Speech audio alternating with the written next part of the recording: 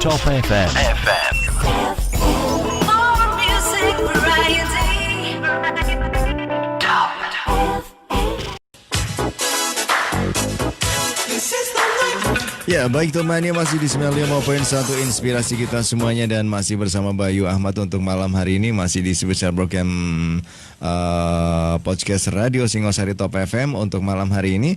Ya, tentu masih coba akan kita lanjutkan untuk bincang-bincang kita malam hari ini bersama Pak Adi Susanto. Beliau adalah Dekan Fakultas Ekonomi dan Bisnis Universitas Peradaban Bumiayu yang kebetulan untuk malam hari ini ya kita masih coba di tema kita motivasi dan inovasi bisnis di new era new normal. Ini tentu memang berkaitan dengan pandemi COVID-19 yang masih melanda di dunia, di khususnya untuk Indonesia sendiri masih penyebarannya masih tetap terjadi dan ini tentu harus ada hal-hal yang perlu kita tangani bersama dan salah satunya adalah memang seperti disampaikan Pak Adi tadi banyak sektor yang terdampak dan tidak hanya satu sektor yang terdampak di COVID-19 ini namun berbagai sektor ini terdampak di COVID-19. Dan Pak Adi untuk malam hari ini ya ini apa yang perlu dimotivasi untuk para penggiat usaha kemudian di seluruh sektor yang terdampak di pandemi COVID-19 ini? Jadi begini Mas Bayu ya.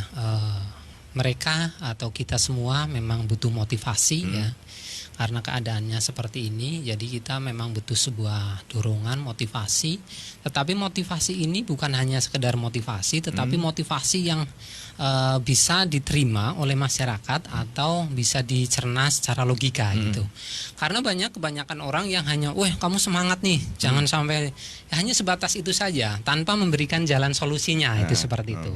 Nah di sini insya Allah kita akan membahas bagaimana supaya di beberapa sektor yang kita anggap lemah ya atau terdampak dari COVID ini supaya mereka nanti bisa bangkit kembali gitu. Jadi sebetulnya banyak yang perlu dilakukan oleh kita ya bersama-sama, bukan hanya saya tentunya ya, tapi ini adalah kewajiban seluruh masyarakat, baik stakeholder dari pemerintahan atau dari tokoh masyarakat untuk saling memberikan untuk memberikan motivasi, memberikan dorongan gitu.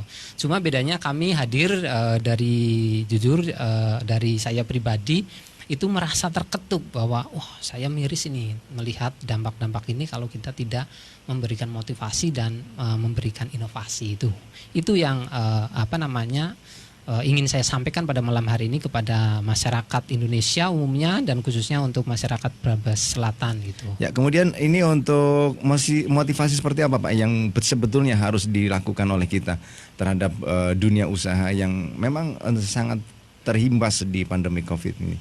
Ya tentunya begini, jadi kami hadir di sini untuk memberikan motivasi kepada seluruh masyarakat.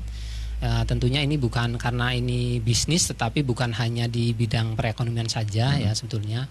Motivasi yang ingin saya berikan adalah pertama kita tetap harus semangat, yang kedua adalah bahwa bagaimana kita harus menyikapi dengan adanya pandemi ini, kita lihat dari segi positifnya seperti itu. Jadi nanti kita tidak hanya tidak mengeluh, tetapi kita bisa memanfaatkan kelemahan atau keadaan sekarang. Contohnya sekarang bahwa untuk pedagang-pedagang kecil yang terimbas ya karena kita dibatasi untuk pergerakan kita gunakan media sosial dari Facebook, IG dan lain sebagainya untuk mencoba untuk melakukan promosi gitu. Itu yang perlu dilakukan itu ya. Jadi diinovasikan dari yang konvensional manual kita mencoba untuk menggunakan media sosial. Lah sekarang kan sudah tidak sulit anak-anak kita saja yang SD atau SMP bisa untuk mengoperasikan media sosial ini. Hendaknya nanti yang masyarakat, yang berdagang ataupun di sektor-sektor lain bisa memanfaatkan itu. Itu seperti itu Mas Bayu. Ya, kemudian yang perlu dilakukan oleh masyarakat setelah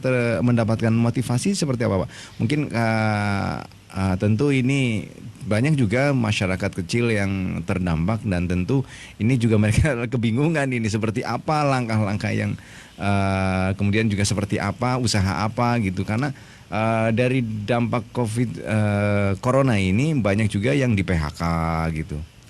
Oke, jadi begini, saya harap nanti setelah kita berbicara masalah motivasi ini, kita bangkit bersama-sama, tetapi nanti juga ada beberapa hal yang bisa diadopsi atau diambil oleh mereka untuk mencoba dipraktekkan, itu seperti itu.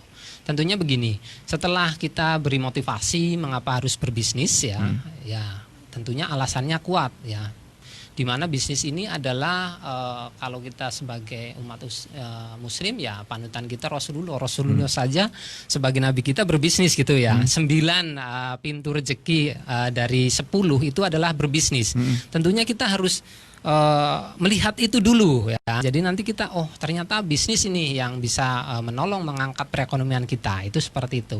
Kemudian setelah sadar dengan itu, makanya mari kita bersama-sama bulatkan tekad dulu nih untuk bangkit. Jadi dari jangan kebanyakan orang itu mengeluh. Jadi usianya habis, umurnya habis itu hanya mengeluh gitu. Aduh, corona nggak pergi-pergi nih kan seperti itu. Tapi nggak langkah.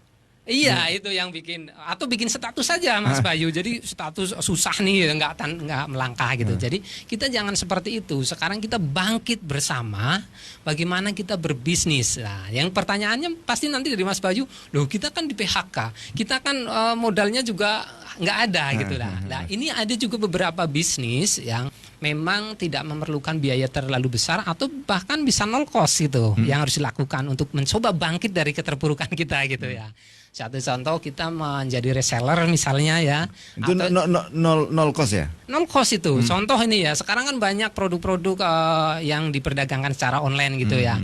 Ya kalau kita bilang nol cost itu artinya nol cost dalam modal untuk itu. Untuk membeli barang itu ya. Iya, tapi kalau memang HP dan kuota pasti di era seperti ini pun banyak yang punya, bahkan BP juga banyak gitu ya. Artinya kita bisa mengambil langkah-langkah untuk mencoba untuk menangani permodalan ini bisa dengan artinya kita menjadi reseller terlebih dahulu atau zaman dulu kalau orang bilang itu calo lah gitu ya gitu ya. Belantik gitu. Itu juga bisa. Karena apa? Kita bisa mengambil produk-produk yang dijualkan secara online, kita hubungi pemiliknya dan nanti kita bantu untuk memasarkan. Bahkan itu bisa ada profitnya, ada rewardnya juga dan juga bisa kita biasanya diberi keleluasaan untuk menjual sesuai dengan apa yang kita inginkan gitu ya. Misalnya harganya 150, boleh deh dari saya 140 kamu jual 160 atau sekitarnya. Artinya di sini yang ingin saya motivasi kepada seluruh masyarakat adalah bagaimana niatnya dulu. Niatnya harus bangkit gitu, kemudian hilangkan rasa malas, kemudian yang terpenting ini, dalam bisnis itu kalau masih memiliki rasa malas dan gengsi, mati kita. Itu poinnya di situ. Tidak akan maju. Tidak akan maju. Saya bangga dengan mahasiswa Universitas Peradaban ya, itu kebanyakan yang saya ajar di Fakultas Ekonomika dan Bisnis itu rata-rata 50%-nya itu adalah bisnis. Makanya ini saya sangat terima kasih sekali kepada rektor kita, kepada Profesor Dr. Yahya Ahmu Amin. Jadi beliau itu seorang pendidik yang bisa melihat potensi masa depan dan bisa memberikan jembatan untuk masyarakat. Contohnya beliau membuka setikip ya, karena memang kita butuh SDM nih yang harus digenjot untuk berbesar selatan ini gitu ya. Betul. Kemudian beliau juga melihat pangsa pasar bahwa begini, sebenarnya orang Bumiayu itu untuk bisnis itu sebetulnya tidak usah diajari, mereka sudah pintar. Tetapi beliau memberikan sebuah jembatan atau memberikan sebuah dorongan bagaimana bisnis itu bisa tidak hanya lokal tetapi go internasional. Makanya beliau membuka di sini ada dulu sebelum Universitas Peradaban yaitu ada Sekolah Tinggi Ilmu Ekonomi. Tujuannya adalah seperti itu. Seperti itu. Kemudian kalau untuk yang lainnya saya rasa masyarakat Bumiayu itu sudah sangat pintar sekali dalam berbisnis, tetapi ada yang perlu hal yang kita cermati Mas Bayu. Jadi semua orang itu bisa berdagang, bisa berbisnis, tapi tidak semua orang itu sukses. Ini yang jadi permasalahannya. Kendalanya di mana, Pak? Nah, kendalanya karena yang pertama bisnis itu sebenarnya ada ilmunya ya. Yang kedua, apakah ilmunya seperti apa dan lain sebagainya. Lah makanya kita hadir di ini ada Fakultas Ekonomika dan Bisnis, di antaranya saya beri bocoran. Seorang pembisnis itu hendaknya sebelum dia melakukan bisnis harus melakukan sebuah analisis bisnis gitu ya. Analisis bisnis itu bagaimana pangsa pasarnya, bagaimana lokasinya, bagaimana keunggulan produk kita dan lain sebagainya. Banyak sekarang pedagang yang bangkrut itu mereka itu karena salah analisis juga. Jadi mereka pinter nih dagang. Kalau dagang kan pinter nih Mas Bayu. Mas Bayu saja beli HP 150.000 supaya untung dijual 160 misalnya seperti itu. Tetapi orang tidak akan tertarik seperti itu dan semua orang bisa melakukan seperti itu. Beda kalau mereka melakukan sebuah analisis ya. Jadi banyak orang yang bisnis kuliner misalnya nih. Mereka itu melakukan bisnis itu ikut-ikutan. Melakukan kesalahan. Jadi mereka membangun tempatnya dulu tanpa membangun jaringan, tanpa memiliki pelanggan dan sebagainya. Maaf ya, ini kalau UMKM kecil biasanya seperti itu. Jadi saya harap nanti dirubah pola pikirnya. Kalau mau misal maaf ini kita mau jualan bakso, bagaimana kita buat baksonya, rasanya seperti apa, cita rasanya seperti apa. Setelah kita tahu keunggulan produk kita, banyak pelanggannya, banyak yang maunya apa, kurang ini dan lain sebagainya, kita berikan kemauan sesuai pasar kita. Setelah rame baru dibuat tempatnya gitu. Jangan kita buat tempat dulu, setelah itu nanti 1-2 bulan gulung tikar. Banyak kita lihat banyak di situ. Betul. Ini yang Prof Yahya Muhaimin itu pengen bahwa pedagang di Bumiayu ini tidak berpikir secara lokal saja, tapi bisa internasional, nasional, dan mungkin nanti bisa untuk wilayah percontohan dengan perekonomian yang bagus. Karena tadi beliau membangun STKIP ya untuk dunia pendidikan, SDM-nya juga, kemudian dari perekonomiannya beliau juga menjembatani untuk mewadai agar masyarakat bisa mengenyam pendidikan. Tentunya dengan terjangkau juga, itu seperti itu. Dekat, terjangkau, kemudian bisa dicicil juga. Fakultas terlama berarti ya? Iya. Ekonomi berarti yang pertama ya, sama dengan pendidikan ya? Iya, jadi dulu itu kan ada FKIP yang pendidikan Islam itu ya, sama STIE itu dua itu yang terlama. Kemudian setelah di merger muncullah prodi-prodi yang lain. Tentunya ini melihat juga keinginan dari globalisasi ini. Jadi kalau hanya dengan SDM saja, pendidikan saja dan perekonomian saja, tentunya kita juga perlu yang namanya farmasinya. Jadi ada farmasi juga. Kemudian kita juga perlu yang pengetahuan hukum internasional, ada FISIP juga dan sebagainya. Intinya sebagai masyarakat Brebes umumnya atau khususnya Bumiayu Selatan, kita harus sangat-sangat berterima kasih kepada Prof Yahya Muhaimin yang tentunya berinisiatif mendirikan universitas ini. Dan kami juga di sini berkomitmen Mas Bayu, kami tidak hanya semata-mata untuk bagaimana kita mencari mahasiswa sebanyak mungkin, bukan itu yang.